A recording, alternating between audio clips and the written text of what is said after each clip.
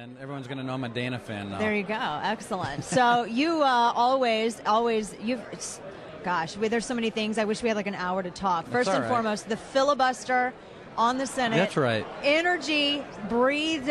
So people here are excited. I'm still excited about it, and hope you saw that I did. It wasn't just at the end that I jumped on.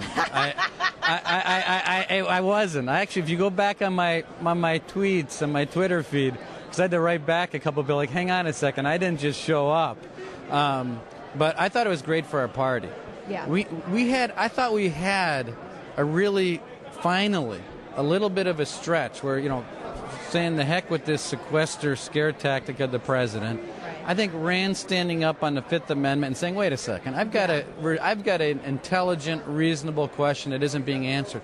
I will tell you, though, that, I think, and I love Lindsay to death, and I respect and love John McCain, and they know I do, but I don't agree with that. I don't agree with throwing Rand under the bus when it gets you nothing and you're a unified party. I think we got to stand up for each other. Did it kind of surprise you? Dick Durbin seemed more polite in his debate, at least from my perspective, to Rand Paul and Cruz and all of them. Well, I had a problem with it. Yeah. I didn't think it was right. And this is why. I'm all for growing our party.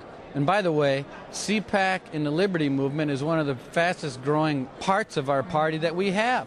So while a lot of people, and I'm one of them, say, listen, we got to be about addition and multiplication, not division and subtraction. I know that. But that also goes to the other end as well, which means if you might not agree with Rand Paul and everything, but as a party we ought to stand up and be unified. Right. It goes to both sides. Right. And I think sometimes you only hear about the other end, which is, if you don't agree with me on marriage, then listen, I agree. One issue doesn't make someone a bad Republican. Right. But I think sometimes we have to stand up more for the Liberty Movement and the CPAC movement and all of those issues as opposed to only worrying about the other end of the spectrum. Exactly. One of the things, in CPAC here, I'm glad that we do have all this energy.